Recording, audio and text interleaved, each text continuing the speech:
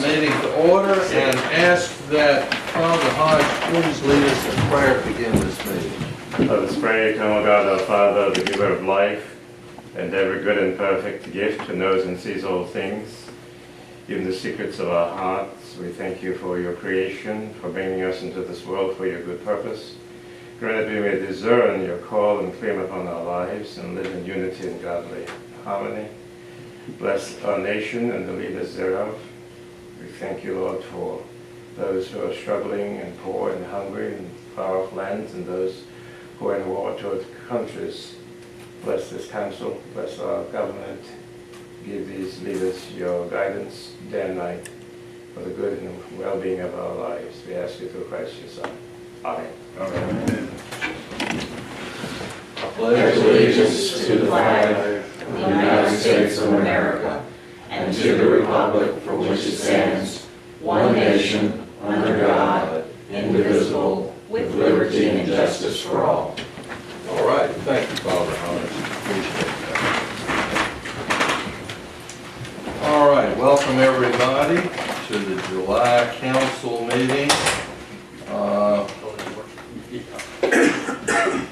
In the citizens' address to council, the first thing on the agenda is Delegate Hodges, and he needs no introduction. We think of him as our native son here, and Keith is one of us. He does a terrific job, as you all know, for all of his constituents, and especially for the town. And Keith, you're welcome here anytime. We love to see you. Take it away. Thank you, Mayor. Good evening. Pleasure to be with you, and it's always a pleasure spending time with the town councils and each and every board throughout the district, all 9 localities actually. People don't realize. Tell folks, the 98 districts, it's about 90 miles from Newtown to New Point, so it's a lot of ground to cover. But thank you for what each and every one of you do. I do believe that serving in local government is a much more difficult job than what I have in Richmond, where the rubber hits the road. Is far more challenging, and thank you for what you do. So it's a busy time, but in the end it's very rewarding. It has its moments, but in the end it's very rewarding working on a multitude of issues. We started the session, it was actually a 45-day session, facing a $1.2 billion budget shortfall in the General Assembly. There were about 2,900 bills that we had to review, plus hundreds of resolutions as well. We worked tirelessly to strengthen Virginia's economy, to help the middle-class families, improve our education system so that all children can succeed, and to chart a responsible fiscal course for the future of the Commonwealth. In these 45 days, we worked very hard to not only close the budget shortfall, but to also provide our state police, our state employees, and our teachers with raises, pass some major initiatives geared towards stimulating economic growth, improving education, and making college more affordable, and also attacking the opioid crisis. Now, that's really just a very quick overview in Richmond. More importantly, what I'd like to do is talk about the issues right here at home. And the one thing that I've always tried to do since being elected is to look at the issues and problem solve, to think of it in a different way. Too often, I believe government thinks in silos. They're not always there to help. Typically, they're not, and they're very good at saying no. And somehow, as a pharmacist, not trained in this, but somehow as a pharmacist in the General Assembly, I am the guru for stormwater and groundwater in the General Assembly. So everyone turns to me on those issues, but they are very important issues, especially for the Middle Peninsula. I believe in just about every conversation with a locality, stormwater comes up.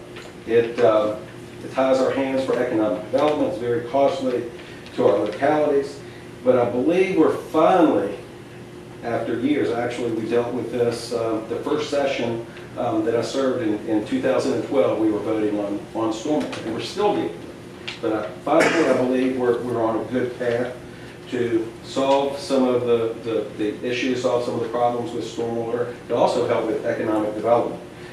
Now, one of the things, when you look at stormwater, you know, we're looking at businesses, we're looking at development, but more than anyone else in the Commonwealth of Virginia, VDOT actually puts more water in our bays, our rivers, our streams, and our waterways than anyone else.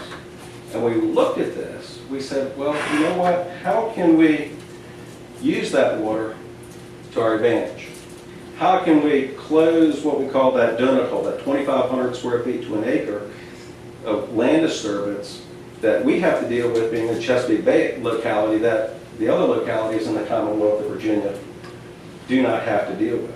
So one of the things we looked at is, all right, VDOT, let's take and you give us that water, give it to the private sector, localities, whoever it may be, and capture that water. Create this BMP, a large stormwater bank, where you can capture millions of gallons. Actually, for every mile of 20-foot hard surface, that's over 3 million gallons a year. You're not even counting the 40-foot and all of the other water that flows, you know, along that small watershed. And when we looked at that, we said, well, let's capture that. But then you have the development over on the other side that you're spending oftentimes hundreds of thousands of dollars. Let's try to take that business that's spending that $100,000. They still have to disturb up to, you know, maybe what they call the MS-19 standards. Let's purchase volume credits from that stormwater bank, very much like a nutrient credit bank.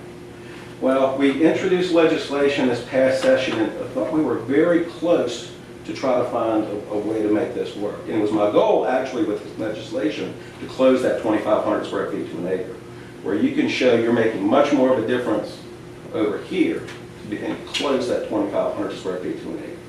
Then it would be a level playing field. We were getting close to making this work, but we couldn't quite get our arms around it. So I sent the legislation to the Commonwealth Center for Flooding and Resiliency, which was created by the General Assembly back in 2014, I believe. And that is a partnership between Old Dominion University, VIMS, and the William & Mary Coastal Policy Center at the School of Law. So there you have the experts that can look at this, where you can pull the science, where you have the policy, and you can get the data that you need to prove this. So we created a work group from this legislation. We have 24 stakeholders from around the state that are working on this. We met for the first time last Tuesday, and for the first time, we actually have solutions up on the board. We have 3 paths moving forward. And we've had some of the, I guess you call them hydrologic engineers down at Old Dominion, pulling data, looking at some of this information. And this is starting to make sense. Just in one small little subbasin, when we looked at Matthews County, for instance, one very small subbasin, if you could capture the water from that one small subbasin, that's 85 pounds of phosphorus and 3,850 pounds of sediment. Now, when you look at phosphorus trading on the nutrient trading in the market, it's $15,000 a pound. Gold is $19,000 a pound. So that's one small little subbasin, $1.3 million in phosphorus. This is starting to make sense, and we're starting to put the data together where this can actually work. So West Point, with that 2,500 square foot to an acre, can participate in that stormwater bank, maybe pay a smaller amount, and help with these stormwater costs. And we have a level playing field moving forward. It also is an opportunity to maybe trade with the urban areas. Fairfax County has a $73 million stormwater budget. So if we can trade with, you know, adjacent watersheds, that also could be dollars flowing in to the Middle Peninsula. So I think we're moving in a good direction. We have some other fixes in the works as well, but that's the big one. But it's starting to make sense, and we're very excited about that. Now, with respect to groundwater, being here in West Point, it's ground zero for groundwater. Of course, they look to me as being an expert there. And of course, there are 14 large user permits in the Commonwealth.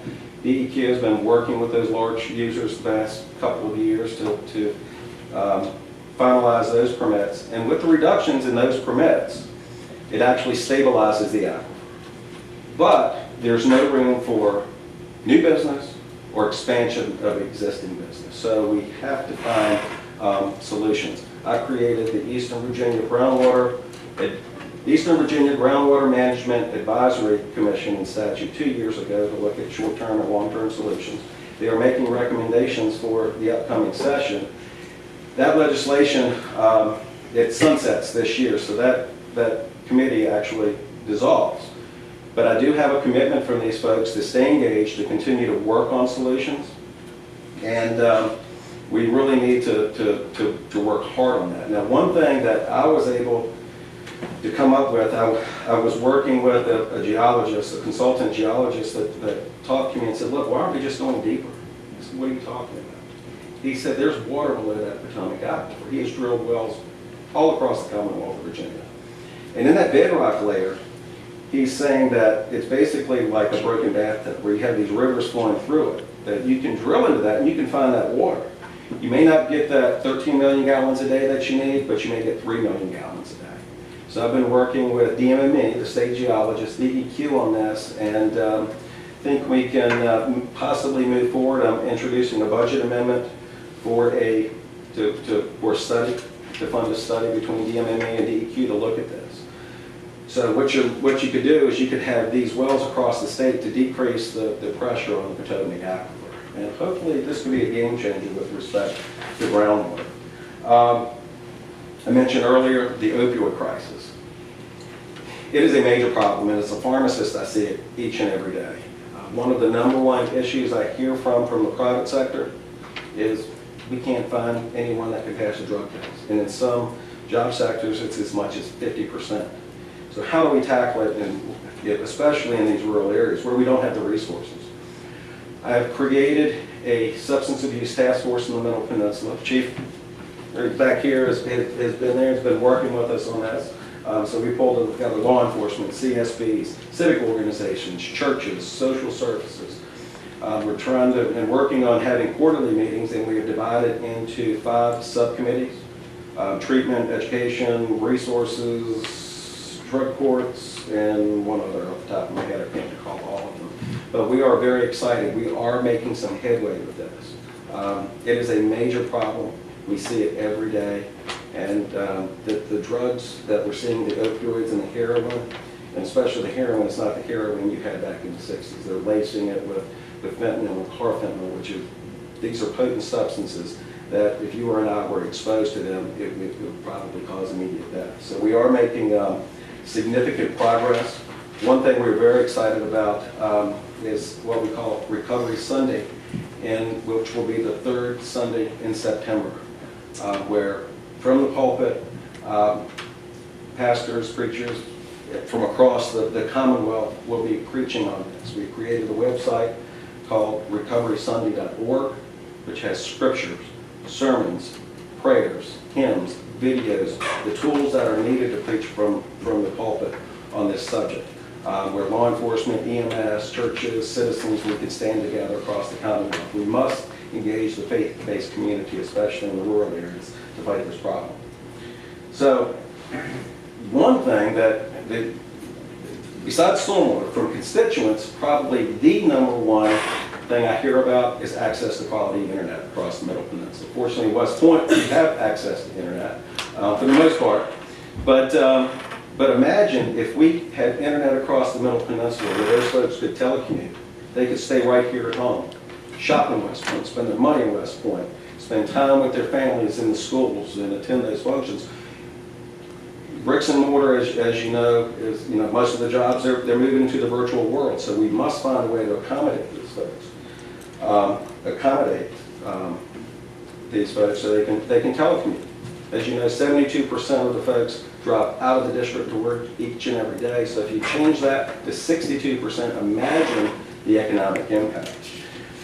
I am here to tell you that we do have the stars are lining up, and we are moving forward with a solution for rural Virginia, which actually would bring fiber up Route 17. It's my goal to bring it from Glens over to West Point and then down the 360 corridor to King William. And from there, we also have a wireless, high-speed wireless across the Middle Peninsula. It's actually moving forward. We have a planning grant that that is looking at our infrastructure. What would this network look like? Our gaps, our weaknesses. And using the backbone of the E911 emergency management system, those microwave towers for the wireless. So it's coming together. We have received a draft report, but what it does is it accesses funding for that infrastructure that no one has accessed in the Commonwealth of Virginia before. We were fortunate that we have been talking with the Pamunkey Tribe. That would actually be the internet service provider. One of the things that we have now with the Pamunkey is they are a federally recognized tribe. They are a government entity, a sovereign nation, and with that comes access and working with the federal government on economic development issues, working on healthcare, jobs, economic development. And I will tell you, the Pamunkey, the Chief Gray, has been delightful to work with. They are excellent community partners, and they want to be very helpful to the community. So this is actually moving forward, and we are very excited about this opportunity. This really could be a game changer for internet in rural Virginia. As you know, I've been talking since, day one, economic development is number one priority. Mr. Kelly sits on our Middle Peninsula Alliance, and I will tell you, y'all are doing some excellent work. Hired Liz Pobar as an economic development director, and it's come a long way, folks. From day one, when everyone was a little bit skeptical of working together and hashing out bylaws, now working at a work plan, launching the website, and for the first time in 20 years, we have actually had leads from VEDP in the Middle Peninsula, which we have never had before. Now, we didn't bring those businesses to the Middle Peninsula, but people are looking. They're looking at us, and it's starting to make a difference. So, over time, I do believe that this will definitely make a difference. And thank Mr. Kelly. I'm sure he's been bringing you up to date on their progress, and I'm very excited to be working with them on this initiative. Now, even though the MPA is taking some proactive steps to build a healthy economy here at home, there are major obstacles that we have, especially being in the Chesapeake Bay region. Stormwater, Clean Water Act, E&S. We have identified 23 programs that just deal with water resource management and water quality to protect the bay. We want to protect the bay more than anyone. It's in our backyard. We love it, but also at the same time, it also ties our hands for economic development. So, basically when they look at us, they say, look, you're a big state park, you're a big green space. We don't even have a state park in the Middle Peninsula. But yet, in the southwest, in the coal region, when they're not mining coal, we focused on that region for economic development. The tobacco region, not growing tobacco, they focused on that region. But what's happening here, to me, is actually worse. We can't do anything. So how do we change this? Well, number one, we need a unified voice in Richmond. This past session, I created the Rural Coastal Virginia Economic Enhancement Authority that brings together the Middle Peninsula, the Northern Neck, and the Eastern Shore to create this authority for economic development. It is the 12 counties. I tried to do my best to find a way to incorporate the towns into this legislation, but there are over 30 incorporated towns in the Northern Neck, Middle Peninsula, and Eastern Shore, so it's virtually impossible. I held back in May a Rural Coastal Summit that brought these 12 localities together, that brought their economic development directors, that brought legislators from across the region. We had our Speaker of the House there, our Chesapeake Bay Subcommittee Chair was there. Our Speaker of the House, incoming Speaker, Kirk Cox, spent the entire day with us. We had legislators from across the region as well. We talked about economic development, we talked about stormwater, and I will tell you, we turned a number of heads that day. So as we move forward with this, it's now we have a resolution that's going to those 12 localities that they will need to pass to join this authority to move forward. That resolution is being drafted as we speak. Once they join this, it's then up to them to move forward and how they create this and how they move forward. And it will bring us a unified voice in Richmond. We don't have that. We work well together. I work well with Delegate Ranson, Delegate Watson, Senator McDougall, But to have the constituents behind us, to have the localities and to work on these issues, we really don't have that structure and have a unified voice, and I do believe this will bring it together. We also, actually, one of the things I hear from Mr. Edwards all the time with VDOT as far as economic development, how many times does a business say meet with VDOT to make recommendations for a turn lane or for an entrance, and VDOT makes those recommendations, and they say, well, it's going to be $30,000, $40,000, $50,000, $60,000, and that potential business walks away. You never hear from them again. Simple piece of legislation was for now, as of July 1st, VDOT must keep a record of any of these meetings, who they meet with, what their recommendations are and those potential costs, and make that data available to the locality and the local economic development director. So you can then follow up, so you hopefully will not lose that business.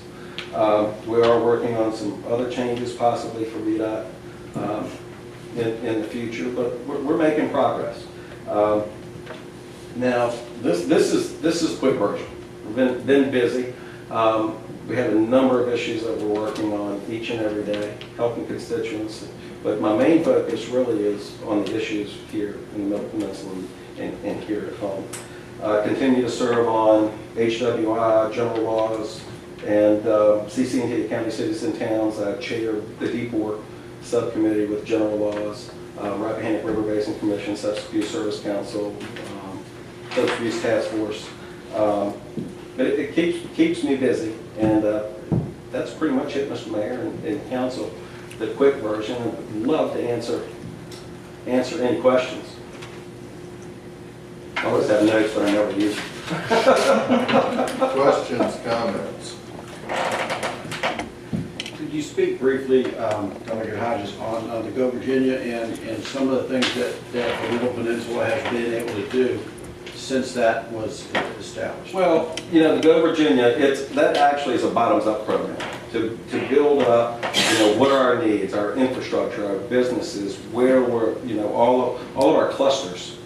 Unfortunately, we did get joined with the Fredericksburg District. I fought very hard to keep Northern Neck, Middle Peninsula, and Eastern Shore together, but we ended up moving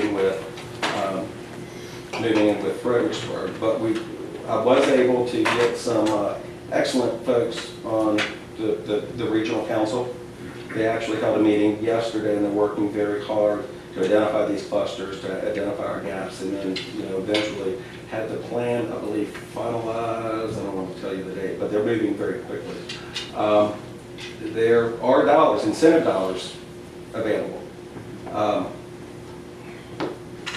believe 400,000 is available first, potentially up to 600,000 with a local match. And those local match dollars do not necessarily have to come from a locality. It can come from private sector, it can come from federal government, it can come in-kind services. And the goal of Go Virginia is to bring high-paying jobs back to the Commonwealth. Of course, sequestration has hurt our economy. We have, our unemployment's low, but we don't have the high-paying jobs. They're service sector jobs, and with lower-paying wages, and we need to change that. As we move forward with these projects, actually, internet, when I did speak to the Go Virginia folks on the internet proposal, we did turn quite a few heads on how we can take this model and bring business into the region. So turning quite a few heads. But there are incentives. There are also local tax incentives as well for bringing in those businesses back to the localities.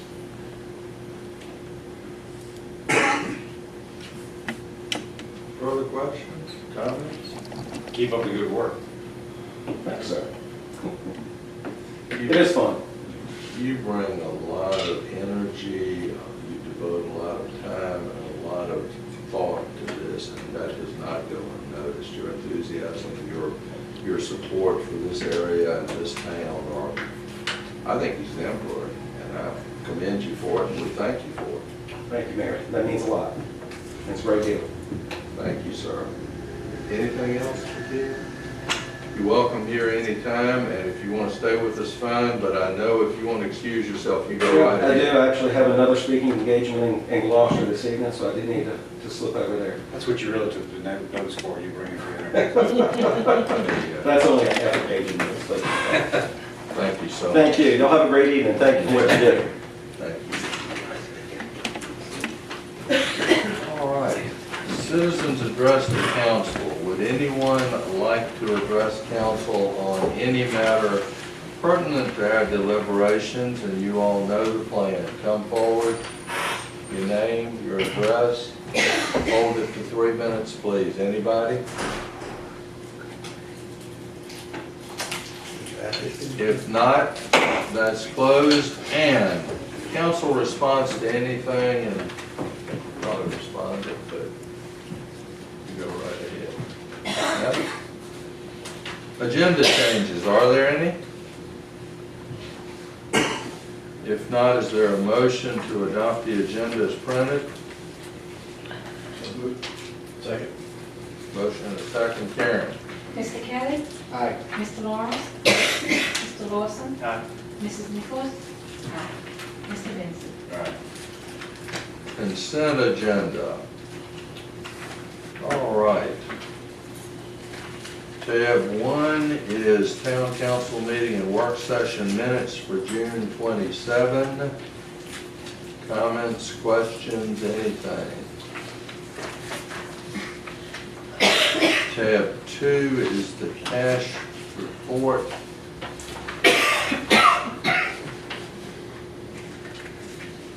Tab 3, the monthly budget report. Any questions along the way? Tab 4 is the school fund cash report.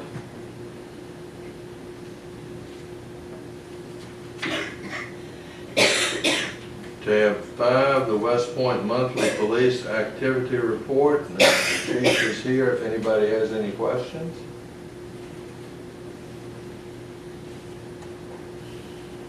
Tab 6, building official inspection report. And Tim is here if anybody has questions of him. Tab 7, Public Works monthly report. And I think I heard the sprayer earlier, didn't I? So if you got any questions of Walt, go ahead and wait till he comes around again. Next money at work. Tab 8, zoning administrator monthly report, and Holly is here. Tab 9, treasurer monthly report. TC is here. Tab 10, human resources, and Donna is here. Any questions of any of these folks, comments on any of these reports? Motion to adopt the consent agenda? Second. Got a motion and a second. Karen? Mr. Kelly? Aye. Mr. Lawrence? Aye. Mr. Lawson? Aye. Mrs. Nichols? Aye. Mr. Vincent? Aye. All right, committee reports. I'll run through them. Community development, Mr. Lawson. Mr. Mayor, members of council, I have no report. Education committee. Mr. Gilman. Mayor and council, we're still on vacation. We are having summer. But I hope to have a pre-school year report. Thank you, sir, and I understand there's work going on the bathrooms. The work is underway, the initial work is underway on the bathrooms, yes. Good, That's good news. good deal. Finance committee, Mrs. Ball is not with us. Does she have anything? Yes. Thank you. Public safety, Mrs. Gully is also not with us. Does she have anything? Public Works, Mr. Vincent. Mr. Mayor, member of council, I have no report. Thank you, sir. Next on the agenda, town manager, Mr. Edwards. Mr. Mayor, I have nothing. I got nothing. I got nothing. I got nothing. business? There is none on the agenda. Is there any? New business planning commission report. Your planning commission beautifully met on July 5. And let's see, approved, what did we do? Authorized to advertise electronic sign text amendment, which I believe there'll be a public hearing next Wednesday, is that right? Yes, sir. And authorization to advertise bid and breakfast special use permit at 403 Main Street.